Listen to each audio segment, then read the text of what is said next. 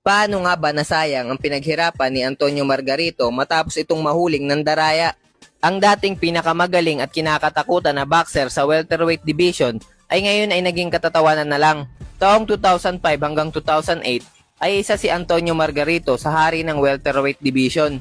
Dahil sa 8 laban niya sa loob ng 3 taon, 7 rito ay naipanalo niya at 6 ay by knockout. At iisa lang ang talo kontra kay Paul William. Kasama nga sa 7 na ito ay si Miguel Cotto na tinalo niya by technical knockout sa round 11 ng kanilang laban. Sa laban na ito ay talagang ginulpi niya si Cotto ng husto na halos mabasag na ang muka ng Puerto Rican boxer.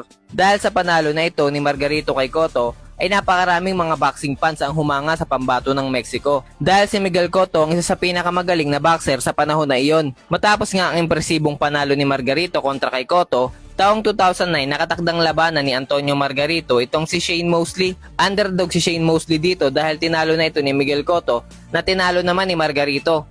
Kaya inaasahan ng lahat na si Margarito na ang mananalo sa salpukang Margarito at Mosley. Ngunit bago pa magsimula ang laban nila ay nahuli itong trainer ni Margarito na may nilalagay na kung anong bagay sa hanrap ng kanyang boksingero.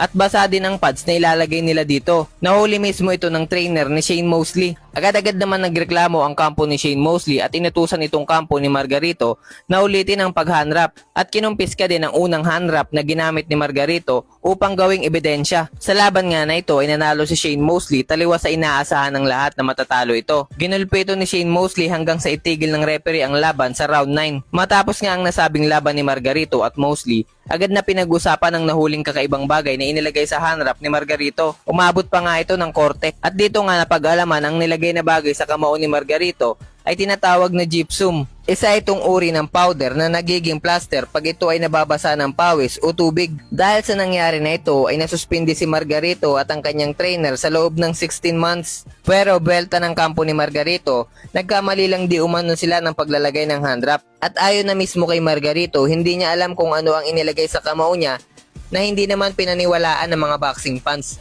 lalo na ng pambansang kamao Manny Pacquiao. See, I know what do you think of us? Stupid? Gonna like, oh, coach, put my hand rough in my hands. I'm gonna close my eyes. Oh, like that, no? Right? It's a common sense. At dito na nga tuluyang nawala ang bilib ng mga tao sa tinaguriang El Tornado ng Mexico. Matapos nga malip ang suspension ni Antonio Margarito, ay kating-kati na ito na makabawi at patunayan sa mga tao na hindi lang siya nananalo dahil sa daya. Dahil sa pagkakataon na ito ay makakalaban niya ang isa sa pinakamabigat na pangalan sa mundo ng boxing, walang iba kung hindi si Manny Pacquiao. Taong 2010 nga nang pinaglabanan ni Pacquiao at Margarito ang bakanting WBC Super Welterweight World Champion.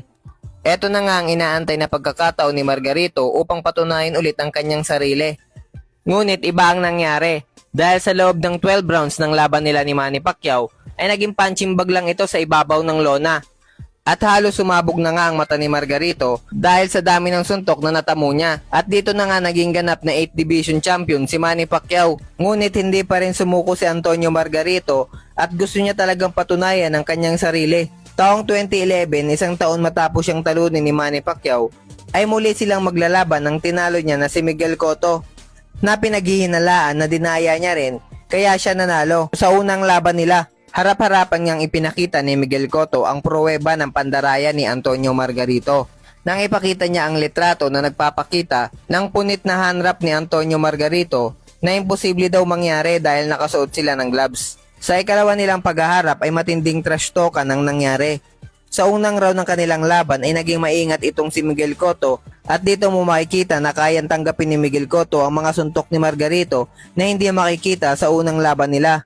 At dito nga nakabawi ang Puerto Rican boxer matapos itigil ng referee sa round 9 ng kanilang laban. Ang laban na ito ay tinaguri ang The Sweet Revenge para kay Miguel Cotto dahil nakabawi ito sa pandarayang ginawa sa kanya.